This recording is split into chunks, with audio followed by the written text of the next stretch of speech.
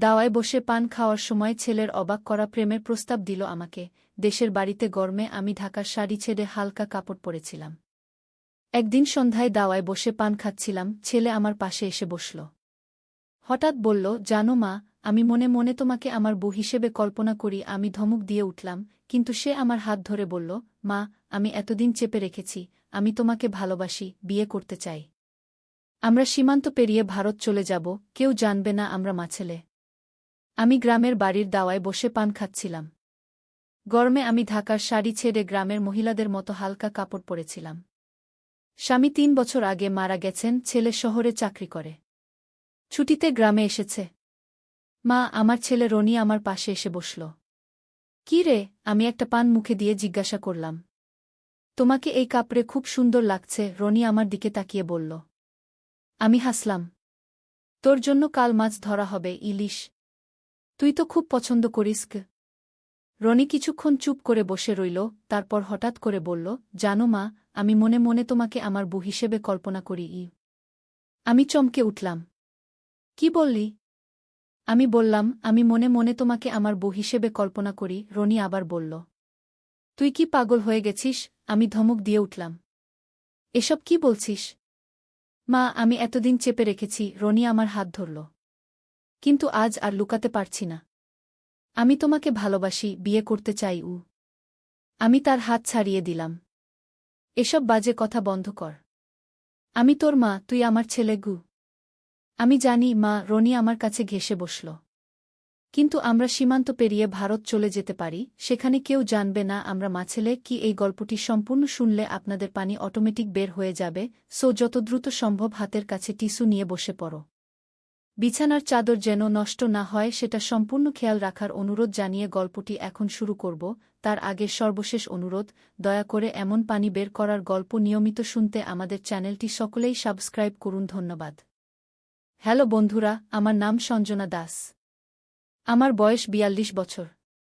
আমার স্বামীর নাম সুদীপ্ত দাস, বয়স ৪৫ বছর। আমাদের ২ সন্তান, অভিক আর মালিনী। অভিক ১৯ বছর বয়সী, কলেজে পড়ে। মালিনী ১২ বছর বয়সী, স্কুলে যায়। আমি কল্পনাও করতে পারিনি যে আমার জীবনে এমন কিছু ঘটবে। আমাদের নাম ছিল সম্মানিত পরিবারের তালিকায়। সুদীপ্ত একটি সফল ব্যবসায়ী, আমি একটি স্কুলের শিক্ষিকা। আমাদের জীবন ছিল শান্ত, সুখী। কিন্তু সবকিছু বদলে গেল সেদিন থেকে, যেদিন আমি সেই চিঠিটা পেলাম। সেদিন ছিল মার্চ মাসের এক রোদ ঝলসানো দুপুর। স্কুল ছুটির পর আমি ডাকবাক্স খুলে দেখি একটি রঙিন খাম। আমার নামে। ঠিকানা হাতে লেখা, কিন্তু কোনো প্রেরকের নাম নেই। খামটা খুলে দেখি একটি ছবি আর একটা ছোট চিঠি। ছবিতে আমি দেখতে পেলাম একটি অদ্ভুত জিনিস, একটি প্রাচীন আয়না। এটি ছিল সোনালি ফ্রেমে ঘেরা, নানা ধরনের পাথর বসানো। আয়নার উপরে ছিল অদ্ভুত সব নকশা, যেগুলো আমি কখনো দেখিনি। চিঠিতে লেখা ছিল, প্রিয় সঞ্জনা, তোমার অজান্তেই তোমার পারিবারিক ইতিহাস তোমাকে ডাকছে। ভারতচুজাল আয়না তোমার জন্য অপেক্ষা করছে। কালী নদীর ধারে পুরানো জমিদার বাড়িতে আগামী পূর্ণিমার রাতে এসো। সময় সাজবেলা ৬টা। একা এসো। কারণ কেবল তুমিই দেখতে পারবে আয়নার অপর পাশে কি আছে। তোমার অপেক্ষায় একজন দূর সম্পর্কের আত্মীয়। প্রথমে ভাবলাম এটা কোনো রকমের প্রতারণা। কিন্তু ছবিতে দেখা আয়নাটি যেন কোথাও দেখেছি, সেটা আমার পুরনো স্বপ্নে দেখা কোনো জিনিসের মতো। আমি সিদ্ধান্ত নিলাম যাচাই করে দেখব। আমি পরিবারকে বললাম যে আমার এক পুরানো বান্ধবীর সাথে দেখা করতে যাচ্ছি। কালী নদীর ধারে যে জমিদার বাড়ির কথা বলা হয়েছিল, সেটি ছিল আমাদের শহর থেকে প্রায় ২.৫ ঘণ্টার দূরত্বে। সেদিন ছিল পূর্ণিমা। আমি সেখানে পৌঁছালাম সন্ধ্যা ৫টা ৪-৫ মিনিটে। বাড়িটি ছিল বিশাল, প্রাচীন এবং আংশিক জীর্ণ। তবে এটি রক্ষণাবেক্ষণের অভাবে পুরোপুরি ভেঙে পড়েনি। ভেতরে প্রবেশ করতেই দেখলাম আমার জন্য কেউ অপেক্ষা করছে, একজন বয়স্ক মহিলা, সাদা চুল, পরনে পুরনো শাড়ি। সঞ্জনা, তিনি আমার নাম ধরে ডাকলেন, যেন আমাকে চিরকাল চেনেন। আমি জানতাম তুমি আসবে। আপনি কে? আমি জিজ্ঞেস করলাম। কেন আমাকে এখানে ডেকেছেন?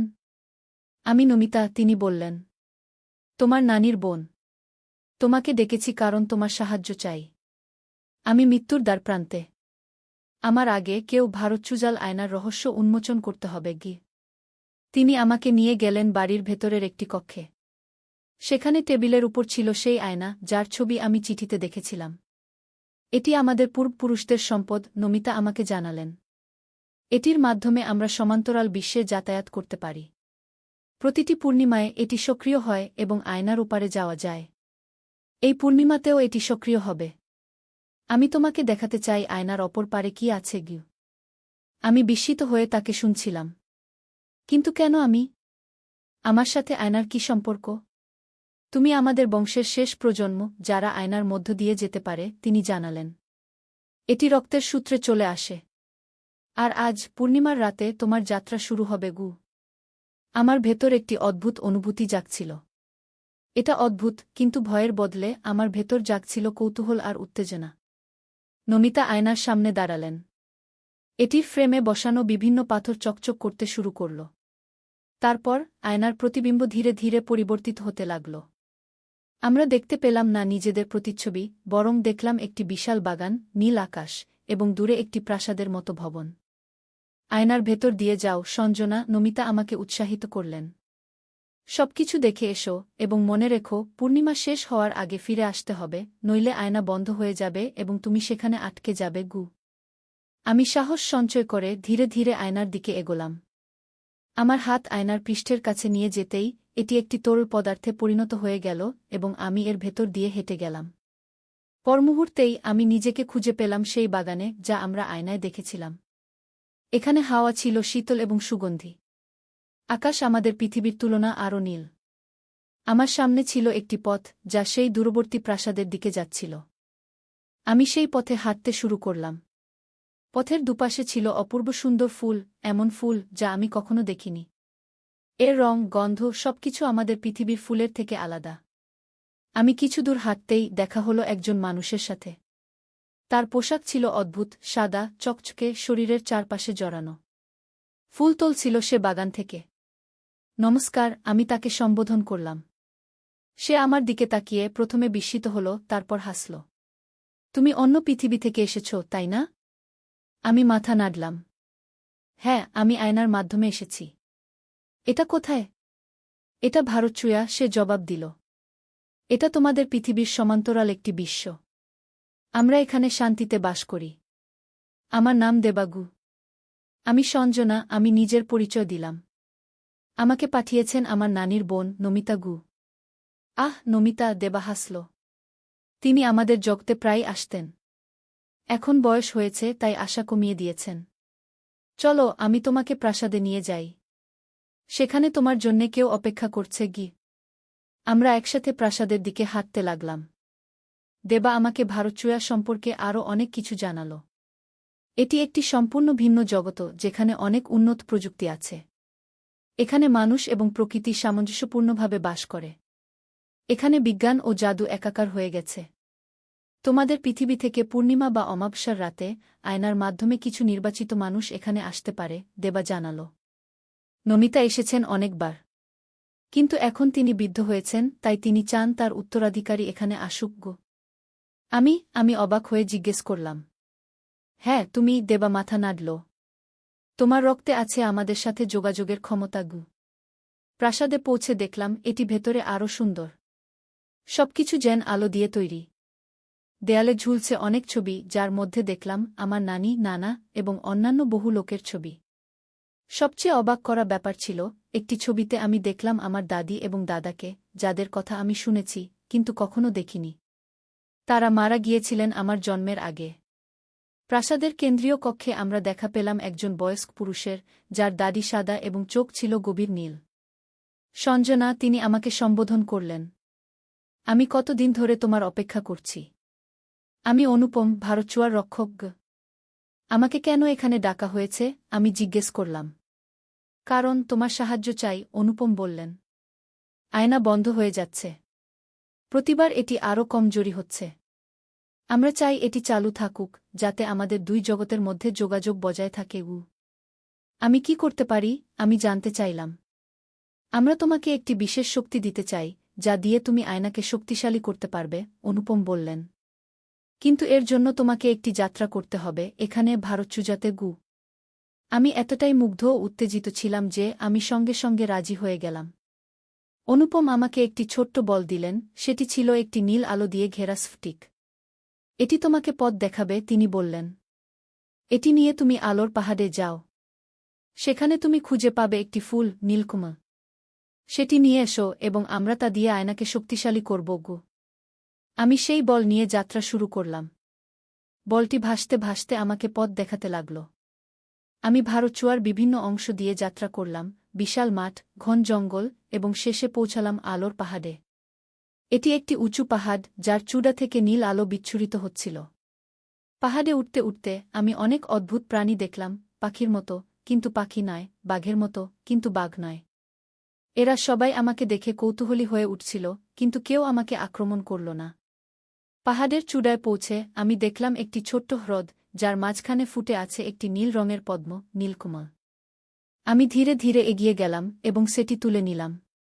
যখন আমি নীলকমল তুলে নিলাম তখন হঠাৎ করে পাহাড় কাঁপতে শুরু করল। আমি দৌড়ে নিচে নামতে লাগলাম। পেছনে তাকিয়ে দেখলাম পাহাড়ের চূড়া থেকে একটি বিশাল নীল আলোর ফোয়ারা বেরিয়ে আসছে। এই সময় আমার হাতে ধরা বলটি জোরে কাঁপতে লাগল। আমি বুঝতে পারলাম আমার সময় ফুরিয়ে আসছে। পূর্ণিমা শেষ হতে চলেছে।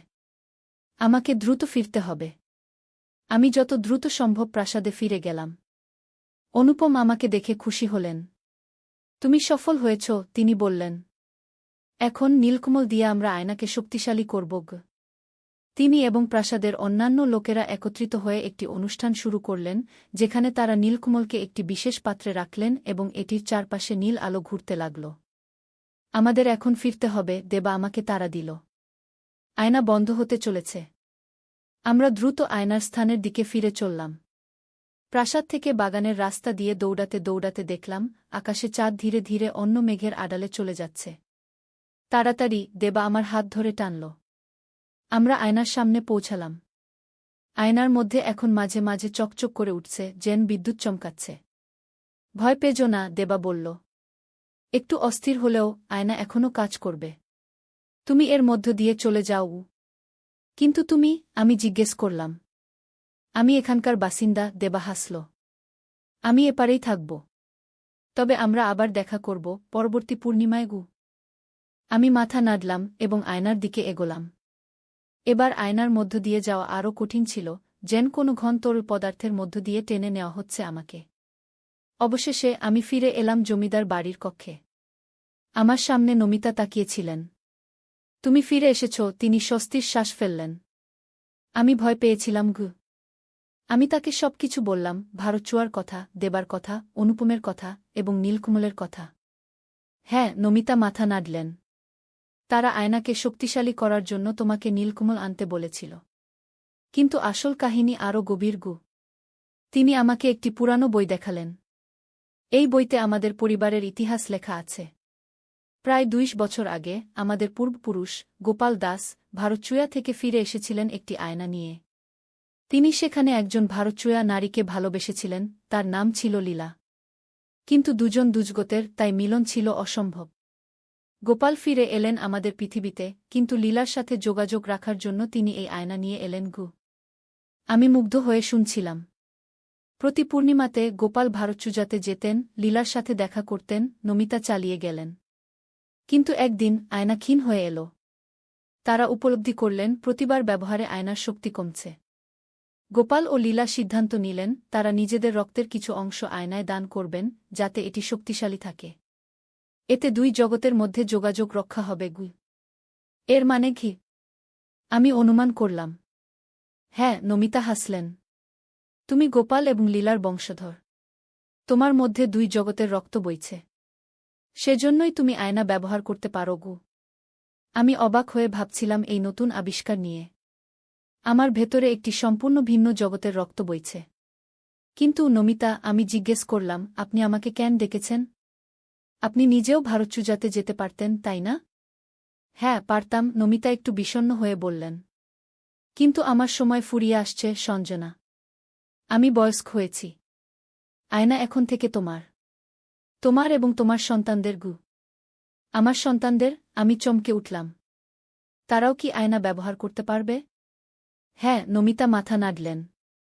তোমার মেয়ে মালিনী, সে হবে পরবর্তী আয়না ব্যবহারকারী। তবে সে বড় না হওয়া পর্যন্ত তুমিই হবে আয়নার রক্ষক গো। সেদিন আমি বাড়ি ফিরলাম আয়না নিয়ে এবং অনেক নতুন গান নিয়ে। আমি সিদ্ধান্ত নিলাম এই রহস্য আমি নিজের কাছে রাখব, যতক্ষণ না সময় আসে মালিনীকে সবকিছু বলার। মাস কেটে গেল। প্রতি পূর্ণিমায় আমি আয়নার মাধ্যমে ভারতচুজাতে যেতাম। দেবার সাথে আমার গভীর বন্ধুত্ব হয়ে গেল। অনুপম আমাকে ভারতচুয়ার ইতিহাস, বিজ্ঞান এবং তাদের অদ্ভুত প্রযুক্তি সম্পর্কে শেখাতেন। একবার আমি ভারতচুয়া থেকে নিয়ে এলাম একটি ছোট্ট বীজ। এটি ছিল একটি বিশেষ ফুলের বীজ যা রাতে আলো বিকিরণ করে। আমি এটি আমাদের বাগানে লাগালাম এবং এটি বড় হয়ে উঠল একটি অপূর্ব সুন্দর গাছে। রাতে এটি নীল আলো আমাদের বাগান আলোকিত করত। সুদীপ্ত এই গাছ দেখে অবাক হয়েছিল এবং জিজ্ঞেস করেছিল এটি কোথা থেকে পেলাম। আমি বলেছিলাম এটি একটি বিরল প্রজাতির গাছ যা আমার এক বান্ধবী উপহার দিয়েছে।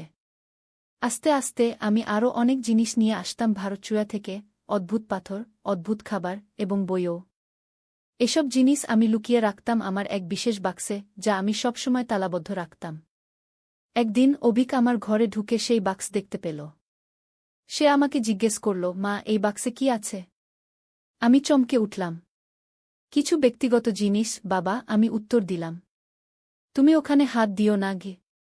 কিন্তু অভিক ছিল কৌতূহলী। আমি জানতাম সে ঠিক এভাবেই থাকবে না। একদিন যখন আমি বাড়িতে ছিলাম না, সে কিভাবে যেন বাক্সের তালা খুলে ফেলল। সেদিন সন্ধ্যায় আমি বাড়ি ফিরে দেখলাম অভিক আমার অপেক্ষায় বসে আছে। তার হাতে ছিল একটি পাথর যা আমি ভারতচুয়া থেকে এনেছিলাম, একটি বিশেষ পাথর যা স্পর্শ করলে মানুষের মন পড়তে পারে। মা, এটা কি? সে আমাকে জিজ্ঞেস করল। আমি এটা স্পর্শ করলাম আর হঠাৎ করে মালিনীর মনের কথা শুনতে পেলাম। আমি বুঝলাম এখন আমার পরিবারকে সত্য বলার সময় এসেছে। আমি বসলাম এবং তাদের সবকিছু বললাম, আয়নার কথা, ভারতচুয়ার কথা, আমাদের পূর্বপুরুষদের কথা। সুদীপ্ত প্রথমে বিশ্বাস করতে চায়নি। কিন্তু যখন আমি তাকে আয়না দেখালাম এবং পরবর্তী পূর্ণিমায় ভারতচুজায় নিয়ে গেলাম, তখন সে বিস্মিত হয়ে গেল। এটা অবিশ্বাস্য, সে বলল। এটা আমাদের বিজ্ঞানের ধারণাকে সম্পূর্ণ বদলে দেয়। অভিক ও মালিনীও আয়নার মাধ্যমে ভারতচুজাতে গেল। মালিনী বিশেষভাবে উত্তেজিত ছিল, কারণ সে জানতে পেরেছিল সেই হবে আয়নার পরবর্তী রক্ষক। এইভাবে আমাদের পারিবারিক রহস্য প্রকাশ পেল। আমরা প্রতি পূর্ণিমায় ভারতচুজাতে যেতাম এবং সেখানকার গান, প্রযুক্তি এবং সংস্কৃতি শিখতাম। একদিন অনুপম আমাকে একটি বিশেষ প্রস্তাব দিলেন। তিনি বললেন, সঞ্জনা, ভারতচুয়া এবং তোমাদের পৃথিবীর মধ্যে যোগাযোগ বাড়ানোর এক মাধ্যম আছে। আমরা চাই তোমাদের পৃথিবীতেও একটি স্থায়ী দ্বার তৈরি করতে, যাতে যে কোনো সময় যাতায়াত করা যায়, শুধু পূর্ণিমাতেই নয়। কিন্তু কিভাবে? আমি জিজ্ঞেস করলাম। আমাদের প্রযুক্তি এবং তোমাদের পৃথিবীর প্রাকৃতিক শক্তি মিলিয়ে, অনুপম ব্যাখ্যা করলেন। আমাদের চাই একটি বিশেষ স্থান যেখানে প্রাকৃতিক শক্তি প্রবল। আমি ভাবলাম, আর মনে পড়ল কালী নদীর ধারে, জমিদার বাড়ির পিছনে, একটি বিশেষ জায়গা আছে যেখানে স্থানীয়রা বলে প্রাকৃতিক শক্তি অনেক বেশি। পরবর্তী পূর্ণিমায় অনুপম আমাদের সাথে আয়নার মাধ্যমে আমাদের পৃথিবীতে এলেন। আমরা তাকে নিয়ে গেলাম সেই বিশেষ স্থানে। তিনি সেখানে নানা রকম পরীক্ষা করলেন এবং সন্তুষ্ট হলেন। এখানে আমরা একটি স্থায়ী দ্বার তৈরি করতে পারি, তিনি বললেন। এর জন্য আমাদের চাই ভারতচুয়া এবং তোমাদের পৃথিবী, উভয় জগতের শক্তিগু। অনুপম আমাদের নির্দেশ দিলেন আমাদের পৃথিবীর বিশেষ কিছু উপাদান সংগ্রহ করতে, বিশেষ মাটি, পাথর, জল এবং উদ্ভিদ। সুদীপ্ত, অভিক এবং আমি সেগুলো সংগ্রহ করলাম এবং অনুপম সেগুলো নিয়ে ভারতচুজাতে ফিরে গেলেন। 3 মাস ধরে প্রতি পূর্ণিমায় অনুপম আমাদের পৃথিবীতে আসতেন এবং দ্বার নির্মাণের কাজ করতেন। আস্তে আস্তে আমরা দেখলাম জমিদার বাড়ির পিছনে একটি অদ্ভুত দেয়াল তৈরি হচ্ছে। এটি ছিল একটি পাথরের দেয়াল, কিন্তু এতে ছিল অনেক রঙিন ফটিক এবং এটি থেকে মাঝে মাঝে নীল আলো বেরিয়ে আসত। ষষ্ঠ পূর্ণিমায় অনুপম ঘোষণা করলেন, দ্বার প্রস্তুত। এখন শুধু পূর্ণিমাতেই নয়, যে কোনো সময় আমরা ভারতচুজাতে যেতে পারব। কিন্তু মনে রেখো, তিনি সতর্ক করলেন, এই দ্বার শুধু তোমাদের পরিবারের জন্য। অন্য কেউ এটি ব্যবহার করতে চাইলে তাদের রক্ত পরীক্ষা করে দেখতে হবে তারা গোপাল এবং লীলার বংশধর কিনা। আমরা সবাই উত্তেজিত ছিলাম। এখন আমরা যে কোনো সময় ভারতচুজাতে যেতে পারব এবং সেখান থেকে অনেক কিছু শিখতে পারব। কিন্তু একটি নতুন চিন্তা আমার মনে এলো। আমি অনুপমকে জিজ্ঞেস করলাম, ভারতচুয়ার অন্যান্য লোকেরাও কি এখন আমাদের পৃথিবীতে আসতে পারবে? হ্যাঁ, অনুপম মাথা নাড়লেন। কিন্তু ভয় পাওয়ার কিছু নেই। আমরা শান্তিপ্রিয় লোক। আমরা তোমাদের পৃথিবীতে আসব শুধু শিখতে এবং শেখাতে। আমরা চাই দুই জগৎ একসাথে উন্নতি করুক। আমি তার কথায় বিশ্বাস করলাম। ভারচুয়ার লোকেদের সাথে বিগত কয়েক মাসের অভিজ্ঞতা থেকে আমি জানতাম তারা শান্তিপ্রিয় এবং জ্ঞানী। দ্বার তৈরির পর আমাদের জীবন আরও রোমাঞ্চকর হয়ে উঠল। আমরা প্রায়ই ভারতচুয়াতে যেতাম এবং ভারতচুয়ার লোকেরাও আমাদের বাড়িতে আসত। সুদীপ্ত ভারতচুয়ার বিজ্ঞান থেকে অনেক নতুন জিনিস শিখল, যা তার ব্যবসায় নতুন দিক নির্দেশনা দিল। অভিক ভারতচুয়ার সঙ্গীত শিখল, এক অদ্ভুত সঙ্গীত যা শুনলে মনে হয় যেন প্রকৃতি নিজেই গান গাইছে। মালিনী ভারতচুয়ার ভাষা শিখল এবং সেখানকার অদ্ভুত প্রাণীদের সাথে বন্ধুত্ব করল। আমি উভয় জগতের মধ্যে সেতু হয়ে উঠলাম, আমাদের পৃথিবী এবং ভারতচুয়ার মধ্যে যোগাযোগের মাধ্যম। বছর কেটে গেল। মালিনী বড় হয়ে উঠল এবং আয়না ব্যবহারে আরও দক্ষ হয়ে উঠল। আমি তাকে সবকিছু শিখিয়ে দিলাম যা আমি শিখেছিলাম নমিতার কাছ থেকে। একদিন নমিতা আমাদের ডেকে পাঠালেন। তিনি তখন খুব অসুস্থ। আমরা তার কাছে গেলাম, আমি, সুদীপ্ত, অভিক এবং মালিনী। আমার সময় ফুরিয়ে আসছে, নমিতা দুর্বল কণ্ঠে বললেন। কিন্তু যাওয়ার আগে আমি তোমাদের কিছু গুরুত্বপূর্ণ কথা বলতে চাই। আমরা সবাই মনোযোগ দিয়ে শুনলাম। ভারতচুয়া এবং আমাদের পৃথিবীর মধ্যে সম্পর্ক রক্ষা করা গুরুত্বপূর্ণ, তিনি বললেন। কিন্তু মনে রেখো, প্রতিটি জগতের নিজস্ব নিয়ম আছে, নিজস্ব ভারসাম্য আছে। এই ভারসাম্য নষ্ট করা বিপজ্জনক। কিভাবে ভারসাম্য নষ্ট হতে পারে, আমি জিজ্ঞেস করলাম। যদি অতিরিক্ত লোক বা বস্তু এক জগৎ থেকে অন্য জগতে যায়, তাহলে ভারসাম্য নষ্ট হতে পারে, নমিতা ব্যাখ্যা করলেন। শুধু আমাদের পরিবারের লোকেরা এবং ভারতচুয়ার কিছু নির্বাচিত লোকেরা জগতের মধ্যে যাতায়াত করতে পারে। অন্যদের অনুমতি দেওয়া বিপজ্জনক। আমরা সবাই মাথা নাড়লাম, বুঝতে পেরে। আর একটি কথা, নমিতা চালিয়ে গেলেন। আয়না এবং দ্বার উভয় তোমাদের রক্ষা করতে হবে। এগুলো যেন ভুল হাতে না পড়ে। সেদিন নমিতা আমাদের হাতে তুলে দিলেন আয়নার সকল দায়িত্ব। কয়েকদিন পর তিনি মারা গেলেন। আমরা তার শেষকৃত্য করলাম এবং তার কথাগুলো মনে রেখে আয়না এবং দ্বারের দেখভাল করতে লাগলাম। আজ 10 বছর পরে আমাদের পরিবার এবং ভারতচুয়ার মধ্যে সম্পর্ক আরও গভীর হয়েছে। আমরা এবং ভারতচুয়ার লোকেরা একসাথে কাজ করছি উভয় জগতের উন্নতির জন্য। ভারতচুয়া থেকে আমরা শিখছি তাদের উন্নত প্রযুক্তি, যা আমাদের পৃথিবীর অনেক সমস্যার সমাধানে সাহায্য করতে পারে। আর আমাদের পৃথিবী থেকে তারা শিখছে আমাদের সংস্কৃতি, কলা এবং মানবতা। মালিনী এখন 22 বছর বয়সী এবং সে আয়নার নতুন রক্ষক। সে এবং দেবার ছেলে নীল, যারা একই বয়সী, তারা ঘনিষ্ঠ বন্ধু হয়ে উঠেছে। তারা প্রায় একসাথে এক জগৎ থেকে অন্য জগতে যাতায়াত করে। অভিক ভারতচুয়ার সঙ্গীত এবং আমাদের পৃথিবীর সঙ্গীত মিশিয়ে নতুন এক ধরনের সঙ্গীত তৈরি করেছে, একটি অদ্ভুত, মনোমুগ্ধকর সঙ্গীত যা শুনলে মনে হয় যেন দুই জগতের আত্মা একসাথে গান গাইছে। সুদীপ্ত ভারতচুয়ার প্রযুক্তি ব্যবহার করে তার ব্যবসাকে একটি নতুন উচ্চতায় নিয়ে গেছে। তিনি তৈরি করেছেন এমন পণ্য যা পরিবেশ বান্ধব এবং টেকসই। আর আমি এখনও উভয় জগতের মধ্যে সেতু হিসেবে কাজ করছি। আমি একটি বইল। নদীর ধারে এক গ্রাম। প্রথম অধ্যায়, শুরুর কথা। পদ্মা নদীর ধারে ছোট্ট একটা গ্রাম, নামটা হল কুসুমপুর। এই গ্রামে বাস করত একটা ছেলে, তার নাম রাকিব। রাকিবের বয়স মাত্র 22 বছর। লেখাপড়ায় ভালো ছিল সে, কিন্তু টাকার অভাবে ঢাকা বিশ্ববিদ্যালয়ে ভর্তি পরীক্ষা দিতে পারেনি। এখন গ্রামের স্কুলে পড়ায়। মাসে বেতন পায় 10,000 টাকা। রাকিবের বাবা মারা গেছেন 3 বছর আগে। মা আছেন, ছোট্ট একটা বোন আছে, নাম মিথিলা। মিথিলার বয়স 15, এইচএসসি পরীক্ষা দেবে আগামী বছর। রাকিবের স্বপ্ন ছিল মিথিলাকে ডাক্তার বানাবে। কিন্তু স্বপ্ন আর বাস্তবের মধ্যে অনেক দূরত্ব।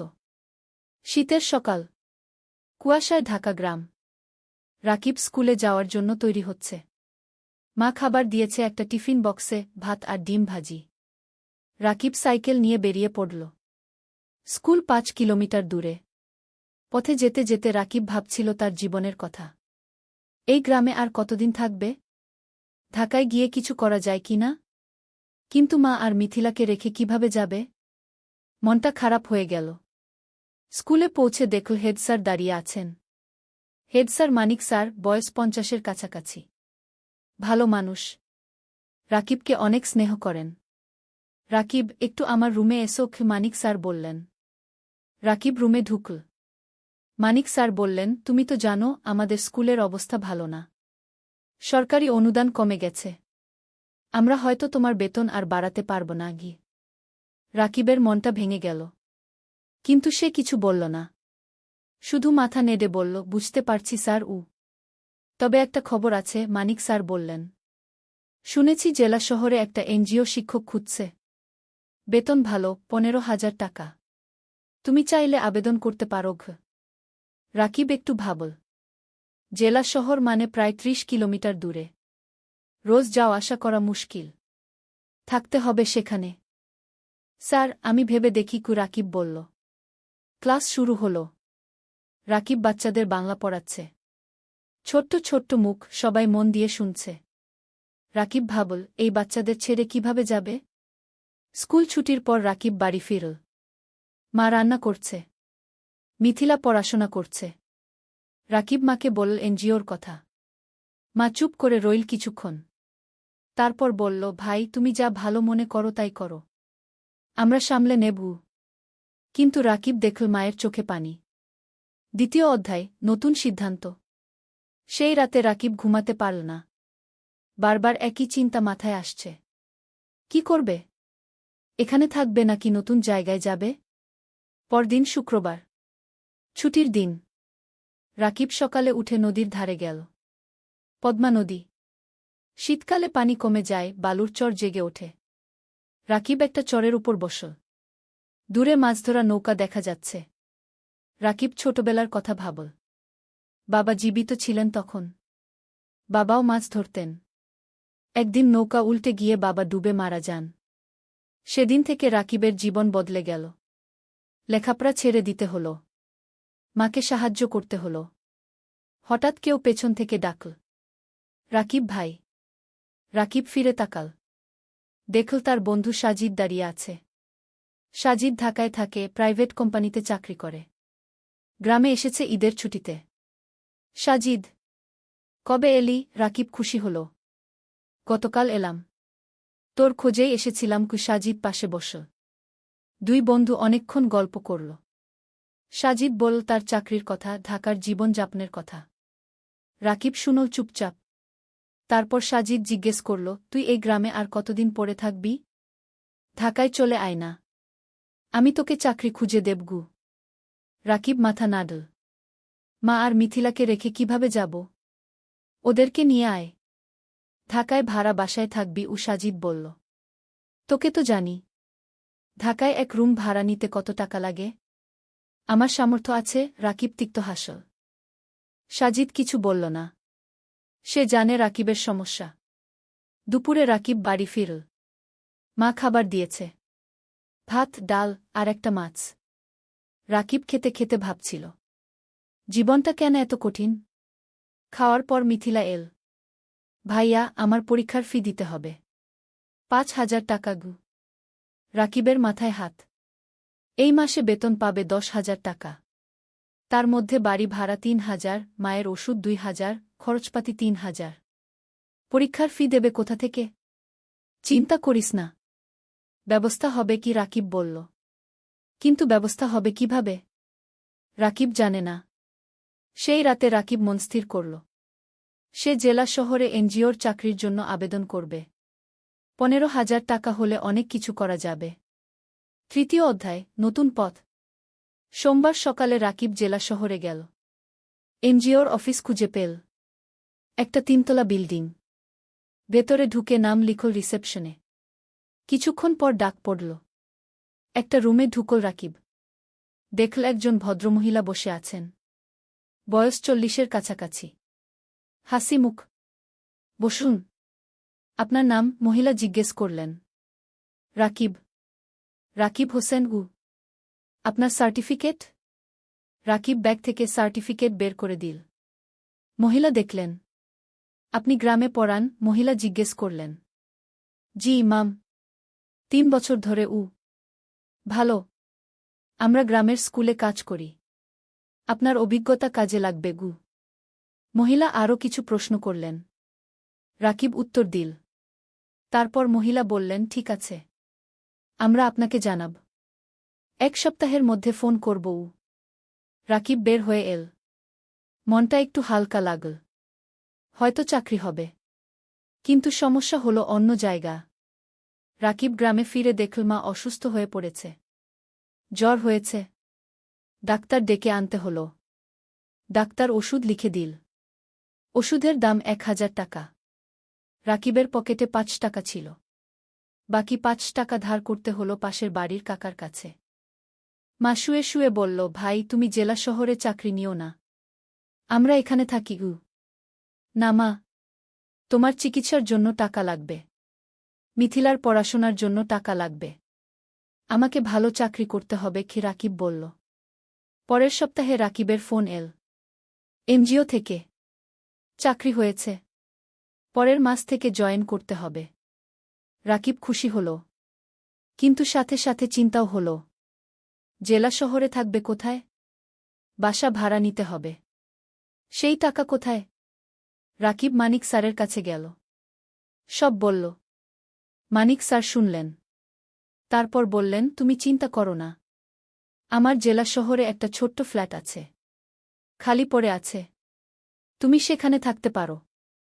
প্রথম 3 মাস ভাড়া লাগবে না আগে। রাকিবের চোখে পানি এল। স্যার, আপনি তুমি ভালো ছেলে। তোমার উন্নতি হোক, এটাই চাই। মানিক স্যার হাসলেন। রাকিব স্যারের পা ছুঁয়ে সালাম করল। 4র্থ অধ্যায়, জেলা শহরে নতুন জীবন। পরের মাসের প্রথম দিনে রাকিব জেলা শহরে চলে এল। মা আর মিথিলা গ্রামে রইল। রাকিব ঠিক করল সপ্তাহে একদিন গ্রামে যাবে। মানিক স্যারের ফ্ল্যাট ছোট্ট কিন্তু পরিষ্কার। একটা রুম, একটা রান্নাঘর, একটা বাথরুম। রাকিব নিজের জিনিসপত্র গুছিয়ে রাখল।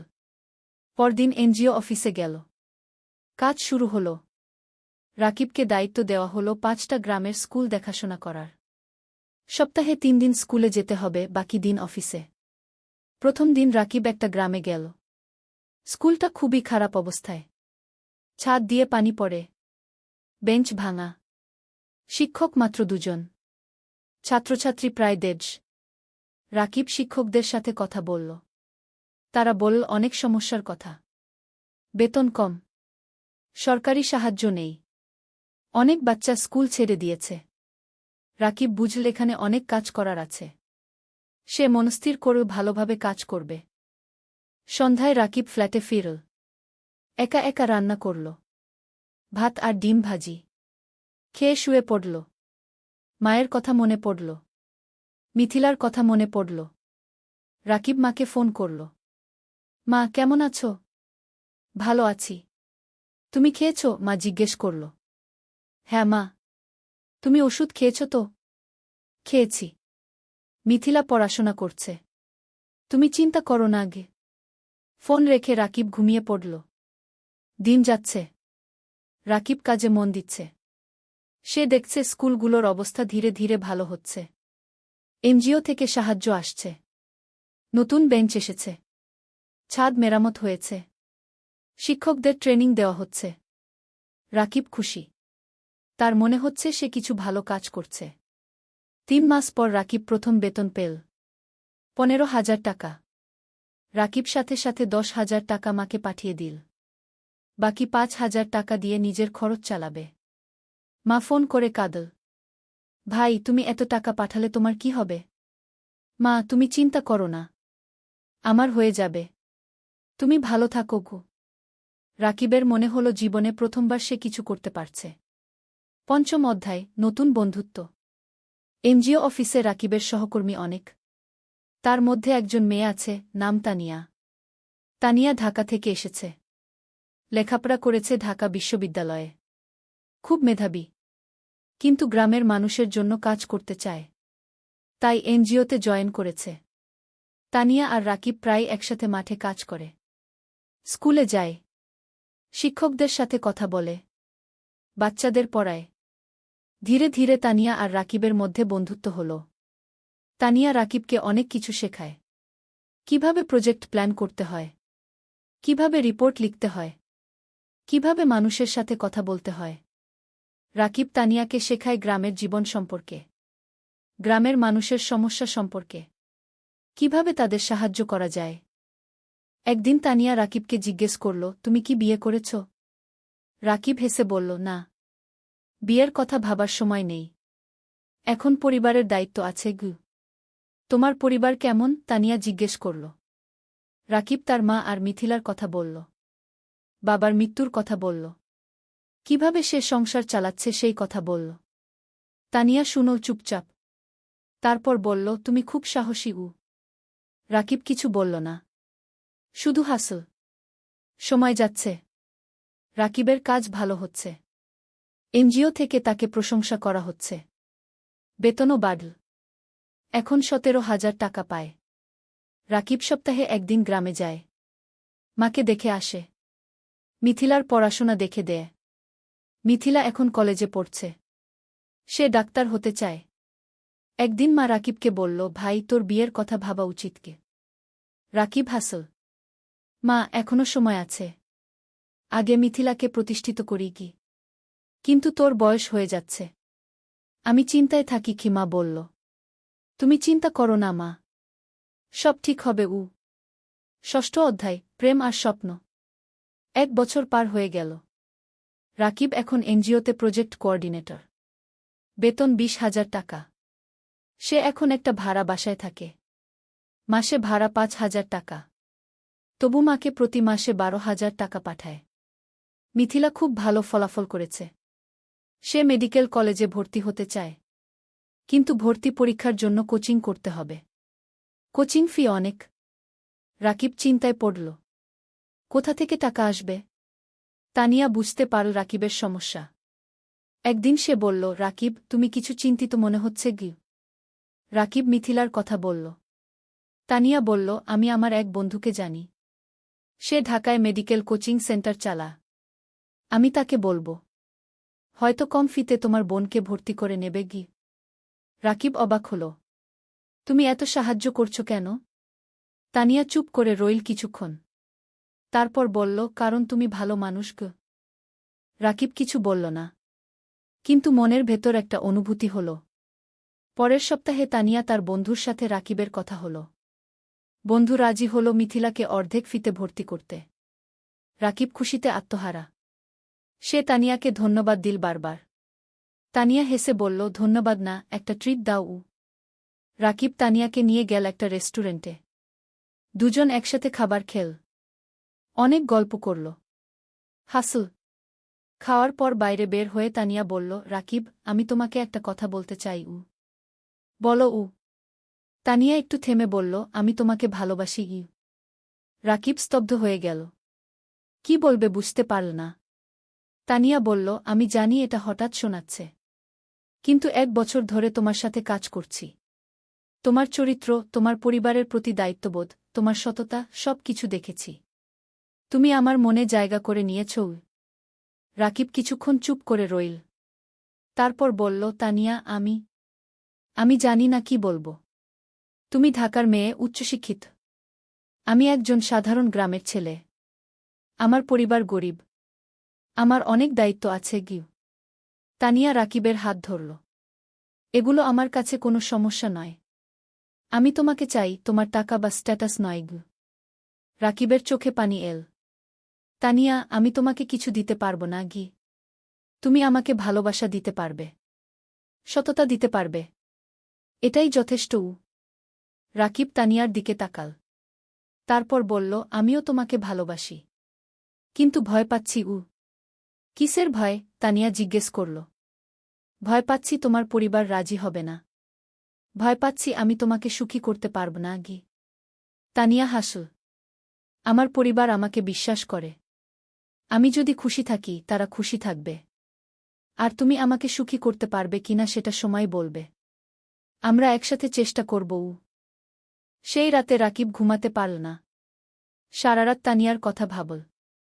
জীবনে প্রথমবার কেউ তাকে এভাবে ভালোবাসল। 7ম অধ্যায়, বাধা আর চ্যালেঞ্জ। পরের সপ্তাহে রাকিব গ্রামে গেল। মাকে সব কথা বলল। তানিয়ার কথা, প্রেমের কথা। মা শুনল চুপচাপ। তারপর বলল, মেয়ে কেমন? খুব ভালো মা। তুমি তাকে দেখলে পছন্দ করবে গি। তার পরিবার রাজি হবে? আমরা তো গরিব, মা চিন্তিত হল।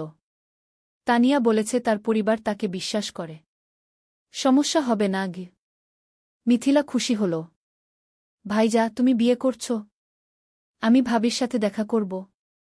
রাকিব হাসল। হ্যাঁ রে, তোকে নিয়ে যাব ঢাকায়। কিন্তু সমস্যা এল অন্য দিক থেকে। তানিয়া তার বাবা-মাকে রাকিবের কথা বলল। প্রথমে তারা খুশি হল, কিন্তু যখন জানো রাকিব একজন এনজিও কর্মী, বেতন মাত্র 20,000 টাকা, তখন তারা আপত্তি করল। তানিয়ার বাবা বললেন, তানিয়া, তুমি ঢাকা বিশ্ববিদ্যালয় থেকে পাস করেছ। তুমি একজন ভালো চাকরিজীবী ছেলে পাবে। এই ছেলে তোমাকে কি দেবে? তানিয়া বলল, বাবা, আমি টাকার জন্য বিয়ে করছি না। আমি রাকিবকে ভালোবাসি।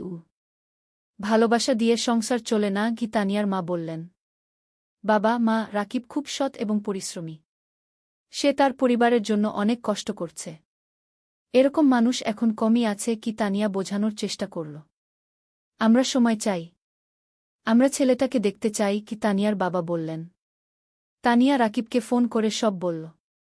রাকিব শুনল। তারপর বলল, আমি জানতাম এটা হবে গু। তুমি হাল ছেড়ে দিও না। আমি তাদের বোঝাব। তানিয়া বলল। পরের মাসে রাকিব ঢাকায় গেল। তানিয়ার বাবা-মার সাথে দেখা করল। তারা রাকিবকে অনেক প্রশ্ন করল। রাকিব সব সততার সাথে উত্তর দিল।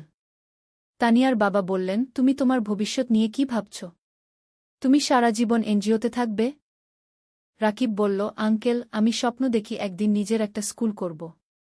গ্রামের গরিব ছেলে মেয়েদের বিনামূল্যে পড়াব। এটা আমার লক্ষ্য। তানিয়ার বাবা অবাক হলেন। তুমি কি জানো একটা স্কুল খুলতে কত টাকা লাগে? জানি আঙ্কেল। কিন্তু আমি বিশ্বাস করি যদি সততার সাথে চেষ্টা করি, একদিন সফল হব। তানিয়ার বাবা কিছু বললেন না। কিন্তু রাকিবের চোখে যে আগুন দেখলেন সেটা তাকে ভাবিয়ে তুলল। সেই রাতে তানিয়ার বাবা-মা আলোচনা করলেন। তারপর তারা রাজি হলেন। কিন্তু একটা শর্ত দিলেন, রাকিবকে আরও ভালো চাকরি খুঁজতে হবে। রাকিব শর্ত মেনে নিল। অষ্টম অধ্যায়, নতুন সুযোগ। বিয়ের প্রস্তুতি শুরু হল। কিন্তু রাকিব চিন্তায় ছিল। বিয়েতে অনেক খরচ হবে। সেই টাকা কোথায়? তানিয়া বলল, আমরা সিম্পল বিয়ে করব। বেশি খরচ করব না আগে। কিন্তু তানিয়ার পরিবার বড় বিয়ে চায়। অনেক আত্মীয় স্বজন আছে। রাকিব টেনশনে ছিল। তখন মানিক স্যার তাকে ডাকলেন। স্যার বললেন, রাকিব, আমি শুনেছি তোমার বিয়ে হবে। আমি তোমাকে একটা উপহার দিতে চাই। স্যার একটা খাম দিলেন। খামে ছিল 50,000 টাকা। রাকিবের চোখ বড় হয়ে গেল। স্যার, এটা আমি নিতে পারব না গিয়ে। এটা উপহার। তুমি আমার ছাত্রের মতো। তুমি অবশ্যই নেবে। স্যার জোর করলেন। রাকিব স্যারকে জড়িয়ে ধরল। স্যার, আপনি আমার জন্য অনেক কিছু করেছেন। তুমি ভালো থাকো। এটাই চাই। এদিকে রাকিবের ভাগ্য ঘুরতে শুরু করল। একদিন এনজিওর ডিরেক্টর রাকিবকে ডাকলেন। বললেন, রাকিব, তোমার কাজ আমরা খুব পছন্দ করেছি। আমরা একটা নতুন প্রজেক্ট শুরু করছি। তুমি প্রজেক্ট ম্যানেজার হবে। বেতন হবে 35,000 টাকা। রাকিব বিশ্বাস করতে পারল না। 35,000 টাকা! এত টাকা কখনো কল্পনাও করেনি। স্যার, সত্যি? রাকিব জিজ্ঞেস করল। হ্যাঁ। তুমি যোগ্য। তুমি পারবে কি? ডিরেক্টর বললেন। রাকিব সাথে সাথে তানিয়াকে ফোন করল। তানিয়া খুশিতে চিৎকার করল। সেই সন্ধ্যায় রাকিব মাকে ফোন করল। সব বলল। মা কাঁদতে লাগল। খুশির কান্না। ভাই, আল্লাহ তোমার ভালো করেছে। তুমি অনেক কষ্ট করেছ কি? মা বলল। মা, এখন আমরা ভালো থাকব। মিথিলার পড়াশোনা ভালো হবে। তুমি সুস্থ থাকবে। বিয়ের দিন এল। সিম্পল কিন্তু সুন্দর বিয়ে। গ্রাম থেকে মা আর মিথিলা এসেছে।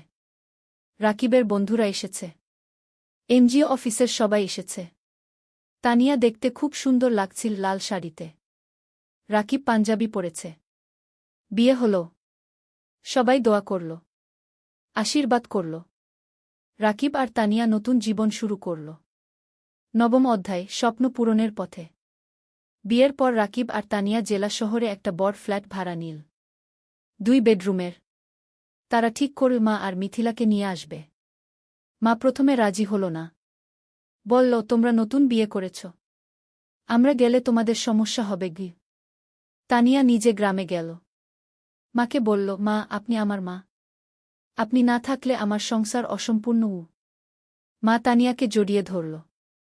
মা, তুমি খুব ভালো। মা আর মিথিলা জেলা শহরে চলে এল। এখন তারা সবাই একসাথে থাকে। মিথিলা ঢাকায় কোচিং করছে।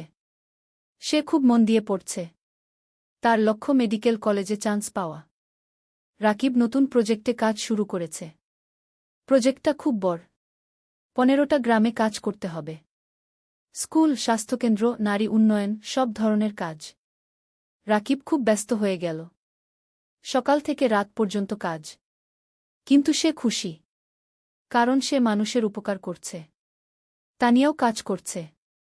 সেও একটা প্রজেক্টে আছে। তাদের দুজনের মিলে এখন বেতন 55,000 টাকা। এত টাকা রাকিব কখনো কল্পনা করেনি। এখন তারা স্বাচ্ছন্দ্যে আছে। মায়ের ভালো চিকিৎসা হচ্ছে। মিথিলার পড়াশোনা ভালো হচ্ছে। রাকিব কিছু টাকা সেভিংসও করছে। একদিন রাকিব তানিয়াকে বলল, তুমি জানো, আমার স্বপ্ন ছিল একটা স্কুল করা গিয়ে। হ্যাঁ, মনে আছে। তুমি এখনও সেই স্বপ্ন দেখো? তানিয়া জিজ্ঞেস করল। হ্যাঁ। আমি ভাবছি আমরা যদি কিছু টাকা সেভ করি, তাহলে হয়তো একদিন একটা ছোট্ট স্কুল খুলতে পারব। তানিয়া হাসল। চলো, আমরা একসাথে এই স্বপ্ন পূরণ করব। দুজনে মিলে প্ল্যান করতে লাগল। কিভাবে টাকা জমাবে? কোথায় স্কুল খুলবে? কিভাবে চালাবে? 1 বছর পর মিথিলা মেডিকেল ভর্তি পরীক্ষা দিল। রেজাল্ট আসল। সে চান্স পেয়েছে সরকারি মেডিকেল কলেজে। পুরো পরিবার খুশিতে আত্মহারা। মা কাঁদল। রাকিব মিথিলাকে জড়িয়ে ধরল। তানিয়া মিষ্টি বিতরণ করল। ভাইয়া, এটা তোমার জন্য। তুমি আমার জন্য সব ত্যাগ করেছ। মিথিলা কাঁদতে কাঁদতে বলল। না রে, এটা তোর নিজের যোগ্যতা। তুই মন দিয়ে পড়েছিস। রাকিব বলল। সেই রাতে রাকিব ছাদে দাঁড়িয়ে আকাশের দিকে তাকাল। তার মনে পড়ল বাবার কথা। বাবা বেঁচে থাকলে কত খুশি হতেন। তানিয়া এসে পাশে দাঁড়াল। কি ভাবছ? বাবার কথা ভাবছি। সেই গরিব দিনগুলোর কথা ভাবছি। আজ আমরা এত দূর এসেছি। হ্যাঁ, আর এটা শুধু শুরু। আমাদের আরও অনেক পথ যেতে হবে। তানিয়া বলল। 10ম অধ্যায়, চূড়ান্ত স্বপ্ন। 3 বছর পার হয়ে গেল। রাকিব এখন এনজিওর সিনিয়র প্রজেক্ট ম্যানেজার। বেতন 50,000 টাকা। Tania project coordinator. বেতন 40,000 টাকা। মিথিলা এখন মেডিকেল কলেজের 3য় বর্ষে। সে খুব ভালো পড়ছে। তার লক্ষ্য একজন ভালো ডাক্তার হওয়া এবং গ্রামের মানুষের সেবা করা। মা এখন সুস্থ। তার মুখে হাসি ফিরে এসেছে। রাকিব আর তানিয়া এই 3 বছরে প্রায় 10 লক্ষ টাকা সেভ করেছে। এখন তারা ঠিক করেছে স্বপ্নের স্কুল খুলবে। রাকিব গ্রামে গিয়ে একটা জমি কিনল। 2 বিঘা জমি। সেখানে স্কুল করবে। তারা ব্যাংক থেকে লোন নিল। আরও 5 লক্ষ টাকা। মোট 15 লক্ষ টাকা দিয়ে স্কুল তৈরি করা শুরু হল। মানিক স্যার অনেক সাহায্য করলেন। তিনি স্কুলের ডিজাইন করে দিলেন। শিক্ষক খুঁজে দিলেন। 6 মাস পর স্কুল তৈরি হল। নাম দেওয়া হল আলোর পাঠশালা। স্লোগান, শিক্ষাই আলো, শিক্ষাই মুক্তি। স্কুলে গরিব পরিবারের বাচ্চারা বিনামূল্যে পড়বে। ধনী পরিবারের বাচ্চারা কম ফিতে পড়বে। এই ফি দিয়ে স্কুল চলবে। স্কুল খোলার দিন গ্রামের সব মানুষ এল। জেলা প্রশাসক এলেন উদ্বোধন করতে। মানিক স্যার, এনজিওর ডিরেক্টর, সবাই এলেন।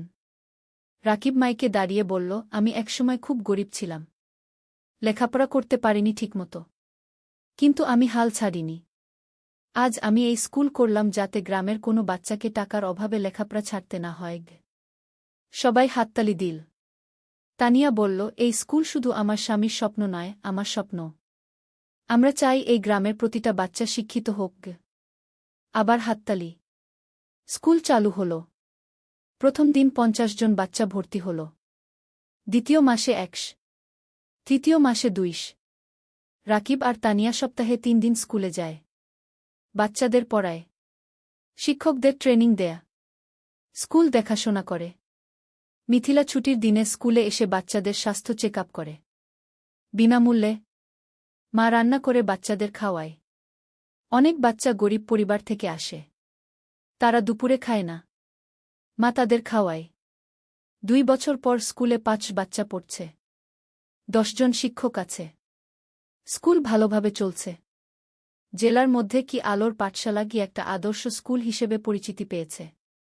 একাদশ অধ্যায়, জীবনের পূর্ণতা। 5 বছর পর রাকিবের বয়স এখন 33। তানিয়ার বয়স 31। তাদের একটা মেয়ে হয়েছে। নাম রাখা হয়েছে অনন্যা। অনন্যার বয়স 2 বছর। মিথিলা এখন ডাক্তার। সে একটা সরকারি হাসপাতালে কাজ করছে। সে গ্রামের মানুষের বিনামূল্যে সেবা দেয়া। মা সুস্থ এবং খুশি। তার নাতনি অনন্যাকে নিয়ে সময় কাটায়। আলোর পাঠশালা কি এখন জেলার সেরা স্কুলগুলোর একটা। এখানে 1000 বাচ্চা পড়ছে। 20 জন শিক্ষক আছে। স্কুলের রেজাল্ট খুব ভালো। রাকিব আর তানিয়া এখন আর এনজিওতে কাজ করে না। তারা পুরোপুরি স্কুলেই সময় দেয়া। তারা আরও 2টো স্কুল খোলার পরিকল্পনা করছে।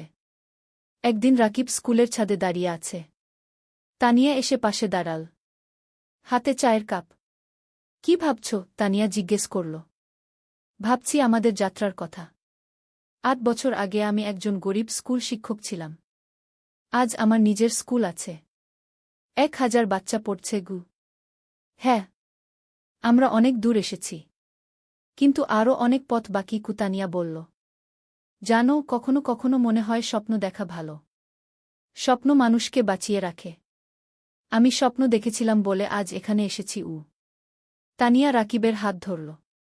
আর আমি তোমাকে বিশ্বাস করেছিলাম বলে তোমার স্বপ্ন আমার স্বপ্ন হয়ে গেল গো। দুজন চুপচাপ দাঁড়িয়ে রইল। নিচে বাচ্চারা খেলছে। তাদের হাসির শব্দ শোনা যাচ্ছে। রাকিব বলল, জানো তানিয়া, আমার এখন মনে হয় জীবনের সবচেয়ে বড় সফলতা হলো মানুষের মুখে হাসি ফোটানো। টাকা, প্রতিষ্ঠা সব তুচ্ছ যখন দেখি একটা গরিব বাচ্চা আমাদের স্কুলে পড়ে ভালো রেজাল্ট করছে গি। তানিয়া মাথা নাড়ল। একদম ঠিক। তুমি জানো, গত সপ্তাহে সেই রহিম নামের ছেলেটা এসেছিল, যে 3 বছর আগে আমাদের স্কুলে ভর্তি হয়েছিল। হ্যাঁ, মনে আছে। তার বাবা রিকশা চালায়। সে ক্লাসে ফার্স্ট হয়েছে। তার বাবা এসে আমার পা ছুঁয়ে কাঁদছিল। বলছিল, আপনারা না থাকলে আমার ছেলে লেখাপড়া শিখতে পারত না। রাকিবের চোখ ভিজে গেল। এই মুহূর্তগুলোর জন্যই আমরা কাজ করি গিয়ে। হঠাৎ অনন্যা দৌড়ে এল। বাবা, বাবা, দেখো আমি কি এঁকেছি। রাকিব মেয়েকে কোলে তুলে নিল। অনন্যা একটা ছবি দেখাল। একটা স্কুল, সামনে অনেক বাচ্চা। এটা কি? রাকিব জিজ্ঞেস করল। এটা আমাদের স্কুল। দাদু বলেছে তুমি এই স্কুল বানিয়েছ গো, অনন্যা বলল। রাকিব মেয়ের কপালে চুমু খেল। হ্যাঁ রে, একদিন তুইও বড় হয়ে ভালো কিছু করবি গ। আমি ডাক্তার হব, মাসির মতো। তারপর গরিব মানুষদের দেখব, অনন্যা বলল। তানিয়া হাসল। দেখছ, আমাদের পরবর্তী প্রজন্ম স্বপ্ন দেখছে গু। দ্বাদশ অধ্যায়, নতুন চ্যালেঞ্জ। কিন্তু জীবন কখনো সোজা পথে চলে না। একদিন রাকিব খবর পেল স্কুলের জমি নিয়ে সমস্যা হয়েছে। একজন স্থানীয় রাজনীতিবিদ দাবি করছে জমিটা তার। রাকিব চিন্তায় পড়ে গেল। সে আইনজীবীর সাথে দেখা করল। আইনজীবী বলল, কাগজপত্র দেখাও। রাকিব সব কাগজ দেখাল। আইনজীবী দেখে বলল, তোমার কাগজ ঠিক আছে, কিন্তু ওই লোক ক্ষমতাবান। সে ঝামেলা করবে গু। তাহলে কি করব? রাকিব জিজ্ঞেস করল। কোর্টে কেস করতে হবে। সময় লাগবে, টাকাও লাগবে গু। রাকিব বাড়ি ফিরে তানিয়াকে সব বলল। তানিয়া শুনল। তারপর বলল, আমরা লড়ব। আমরা সত্যের পক্ষে আছি। কেস শুরু হল। প্রতি সপ্তাহে কোর্টে যেতে হচ্ছে। আইনজীবীর ফি দিতে হচ্ছে। টাকা খরচ হচ্ছে অনেক। কিন্তু রাকিব হাল ছাড়ল না। সে জানে সে ন্যায়ের পক্ষে। এই সময় গ্রামের মানুষ রাকিবের পাশে দাঁড়াল। তারা একটা কমিটি করল। সবাই মিলে টাকা তুলো রাকিবকে সাহায্য করার জন্য। একদিন গ্রামের চেয়ারম্যান রাকিবের কাছে এসে বলল, রাকিব, তুমি আমাদের গ্রামের গর্ব। তুমি আমাদের বাচ্চাদের শিক্ষিত করছ। আমরা তোমাকে একা ছাড়ব না। রাকিব কান্নায় ভেঙে পড়ল। আপনারা আমার পরিবার। মানিক স্যারও সাহায্য করলেন। তিনি জেলা প্রশাসকের সাথে কথা বলল। প্রশাসক বিষয়টা দেখলেন। 6 মাস পর কোর্ট রায় দিল রাকিবের পক্ষে। জমি রাকিবেরই। সেই দিন স্কুলে উৎসব হল। সবাই খুশি। বাচ্চারা নাচল, গাইল। রাকিব মাইকে বলল, আজ আমরা জিতেছি। কিন্তু এটা শুধু আমার জয় নয়, এটা আমাদের সবার জয়। সত্যের জয়। ত্রয়োদশ অধ্যায়, সম্প্রসারণ। কেস জেতার পর রাকিবের আত্মবিশ্বাস বেড়ে গেল। সে ঠিক করল আরও একটা স্কুল খুলবে, পাশের জেলায়। তানিয়া রাজি হল। তারা আবার সেভিংস শুরু করল। এই সময় একটা বড় সুখবর এল। একটা আন্তর্জাতিক এনজিও তাদের স্কুলের কথা শুনেছে। তারা সাহায্য করতে চায়। এনজিওর একজন প্রতিনিধি এল আলোর পাঠশালাগু দেখতে। সে সব দেখল। শিক্ষকদের সাথে কথা বলল, বাচ্চাদের সাথে কথা বলল। তারপর সে রাকিবকে বলল, আমরা আপনার কাজে মুগ্ধ। আমরা আপনাকে 10 লক্ষ টাকা গ্রান্ট দিতে চাই নতুন স্কুলের জন্য। রাকিব বিশ্বাস করতে পারল না। 10 লক্ষ টাকা? সত্যি? রাকিব জিজ্ঞেস করল। হ্যাঁ। আপনি একটা প্রস্তাব লিখে পাঠান, আমরা অনুমোদন করব। রাকিব আর তানিয়া রাত দিন পরিশ্রম করে প্রস্তাব লিখল, পাঠিয়ে দিল। 1 মাস পর অনুমোদন এল। 10 লক্ষ টাকা। রাকিব পাশের জেলায় জমি কিনল। নতুন স্কুল তৈরি শুরু হল। এবার আরও বড় স্কুল, আরও ভালো সুবিধা। মিথিলা বলল, ভাইজা, নতুন স্কুলে একটা হেলথ ক্লিনিক বানাও। আমি সপ্তাহে একদিন এসে বাচ্চাদের দেখবগু। চমৎকার আইডিয়া, রাকিব বলল। নতুন স্কুলে একটা হেলথ ক্লিনিকও তৈরি হল। মিথিলা আর তার 2 জন সহকর্মী ডাক্তার সেখানে বিনামূল্যে সেবা দেয়া। নতুন স্কুলের নাম দেওয়া হল আলোর পাঠশালা, দুগ। এখানেও গরিব বাচ্চারা বিনামূল্যে পড়ে। 1 বছরে দ্বিতীয় স্কুলেও 5 বাচ্চা ভর্তি হল। রাকিবের স্বপ্ন আরও বড় হল। সে ভাবল, জেলার প্রতিটা গ্রামে একটা করে স্কুল করবে। চতুর্দশ অধ্যায়, পুরস্কার। 3 বছর পর। রাকিব এখন 40 বছরের। তার 5টা আলোর পাঠশালাগু আছে। 5টা জেলায়। প্রায় 3000 বাচ্চা পড়ছে। 2 শিক্ষক কাজ করছে। একদিন রাকিব একটা ফোন পেল। ঢাকা থেকে। শিক্ষা মন্ত্রণালয় থেকে। আপনি রাকিব হোসেন? ফোনে একজন জিজ্ঞেস করল। জিউ। আপনাকে জানাতে পেরে আনন্দিত যে আপনার নাম জাতীয় শিক্ষা পুরস্কারের জন্য নির্বাচিত হয়েছে। আপনি গ্রামীণ শিক্ষায় অসামান্য অবদান রেখেছেন। রাকিব স্তব্ধ হয়ে গেল। জাতীয় পুরস্কার? সত্যি? রাকিব জিজ্ঞেস করল। হ্যাঁ। আগামী মাসে ঢাকায় অনুষ্ঠান হবে। মাননীয় প্রধানমন্ত্রী পুরস্কার দেবেন।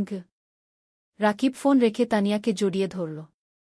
তান, আমরা জাতীয় পুরস্কার পেয়েছি। তানিয়া কাঁদতে লাগল। খুশির কান্না। তুমি পেরেছ। তুমি সত্যিই পেরেছ। মা খবর শুনে কাঁদল। ভাই, তোর বাবা বেঁচে থাকলে কত খুশি হতো। মিথিলা বলল, ভাইজা, তুমি আমার হিরো গো। অনন্যা, এখন 7 বছর, বলল, বাবা, তুমি সবচেয়ে ভালো বাবা। পুরস্কারের দিন। ঢাকা, বঙ্গভবন। রাকিব স্যুট পরেছে। তানিয়া শাড়ি পরেছে। মা, মিথিলা, অনন্যা সবাই গেছে। মানিক স্যারও গেছে। তিনি রাকিবকে বললেন, আমি গর্বিত তোমার শিক্ষক ছিলাম। অনুষ্ঠানে অনেক মানুষ। রাকিবের নাম ডাকা হল। সে মঞ্চে উঠল। প্রধানমন্ত্রী তাকে পুরস্কার দিলেন। একটা ক্রেস্ট, একটা সার্টিফিকেট আর 5 লক্ষ টাকা। রাকিব মাইকে দাঁড়িয়ে বলল, আমি একজন সাধারণ গ্রামের ছেলে। আমার বাবা রিকশা চালাতেন। আমি গরিব পরিবার থেকে এসেছি। কিন্তু আমি স্বপ্ন দেখতে ছাড়িনি। আজ আমি এখানে দাঁড়িয়ে বলতে পারি, যে কেউ পারে যদি সে চেষ্টা করে। পুরো হল হাততালিতে মুখরিত হল। এই পুরস্কার শুধু আমার নয়। এটা আমার স্ত্রী তানিয়ার, আমার মায়ের, আমার বোন মিথিলার, আমার গুরু মানিক স্যারের, আর আমার সেই সব বাচ্চাদের যারা আলোর পাঠশালায় পড়ছে। আবার হাততালি। অনুষ্ঠান শেষ হল। সবাই বাড়ি ফিরল। সেই রাতে রাকিব ব্যালকনিতে দাঁড়িয়ে আকাশের দিকে তাকাল। তার মনে পড়ল সেই দিনের কথা যখন সে পদ্মা নদীর ধারে বসে ভাবছিল জীবন দিয়ে কি করবে। আজ সেই জীবন কত বদলে গেছে। তানিয়া এসে পাশে দাঁড়াল। কি ভাবছ? ভাবছি আমরা কত দূর এসেছি। আর ভাবছি আমাদের এখনো কত কাজ বাকি। হ্যাঁ, আমাদের স্বপ্ন এখনো শেষ হয়নি, তানিয়া বলল। ৫০ অধ্যায়, উত্তরাধিকার। আরও ৫ বছর কেটে গেল। রাকিবের বয়স এখন ৪৫। তার ১০টা আলোর পাঠশালাগু আছে। ১০টা জেলায়। ৬,০০০ বাচ্চা পড়ছে। ৪ শিক্ষক কাজ করছে। মিথিলা এখন একজন সফল ডাক্তার। সে নিজের একটা হাসপাতাল খুলেছে। গরিব মানুষদের বিনামূল্যে চিকিৎসা দেয়া। অনন্যা এখন ১২ বছর। সে আলোর পাঠশালাতেই পড়ছে। সে খুব মেধাবী। তার স্বপ্ন শিক্ষক হওয়া। বাবার মতো। মা এখন অনেক বয়স্ক, কিন্তু সুস্থ। সে নাতিনাতনীদের নিয়ে সময় কাটায়। হ্যাঁ, রাকিবের এখন ২ সন্তান। অনন্যার পরে একটা ছেলে হয়েছে। নাম অনির্বাণ। বয়স ৫ বছর। রাকিব এখন একটা বড় শিক্ষা প্রতিষ্ঠানের প্রতিষ্ঠাতা। তার কাজের স্বীকৃতি সারা দেশে। বিদেশ থেকেও মানুষ আসে তার স্কুল দেখতে। কিন্তু রাকিব এখনও সেই সাধারণ মানুষই আছে। সে নিজে স্কুলে যায়। বাচ্চাদের পড়ায়। তাদের সাথে খেলে। একদিন একজন সাংবাদিক রাকিবকে ইন্টারভিউ করতে এল। সে জিজ্ঞেস করল, আপনার সাফল্যের রহস্য কি? রাকিব হেসে বলল, রহস্য বলে কিছু নেই। শুধু ৩টা জিনিস, স্বপ্ন, পরিশ্রম আর সততা। আপনার ভবিষ্যৎ পরিকল্পনা? আরও ২০টা স্কুল খুলব। প্রতিটা জেলায়। যাতে কোনো বাচ্চা শিক্ষা থেকে বঞ্চিত না হয়। আপনি কি রাজনীতিতে আসবেন? অনেকে বলছে আপনি দেশের জন্য অনেক করতে পারবেন। রাকিব মাথা নাড়ল। না, আমি শিক্ষক থাকতে চাই। রাজনীতি আমার জায়গা নয়। সাংবাদিক আরও অনেক প্রশ্ন করল। রাকিব উত্তর দিল। সেই রাতে টিভিতে ইন্টারভিউ দেখানো হল। পুরো দেশ দেখল। অনেক মানুষ অনুপ্রাণিত হল রাকিবের গল্পে। পরের দিন রাকিবের ফোন বাজতে লাগল। অনেক মানুষ সাহায্য করতে চায়। ডোনেশন দিতে চায়। স্বেচ্ছাসেবক হতে চায়। রাকিব তানিয়াকে বলল, দেখছ, মানুষ ভালো কাজে এগিয়ে আসতে চায়। শুধু সুযোগ দরকার। তানিয়া বলল, হ্যাঁ। আর তুমি সেই সুযোগ তৈরি করেছ। শেষ অধ্যায়, জীবনের অর্থ। আরও ১০ বছর পরের ঘটনা। রাকিবের বয়স এখন ৫৫। চুলে পাক ধরেছে। কিন্তু চোখে এখনও সেই আগুন। তার এখন ২৫টা আলোর পাঠশালাগু আছে। ১৫,০০০ বাচ্চা পড়ছে। ১,০০০-এর বেশি শিক্ষক কাজ করছে। মা আর বেঁচে নেই। ৩ বছর আগে মারা গেছেন। শান্তিতে। তার শেষ ইচ্ছা ছিল রাকিব যেন তার কাজ চালিয়ে যায়।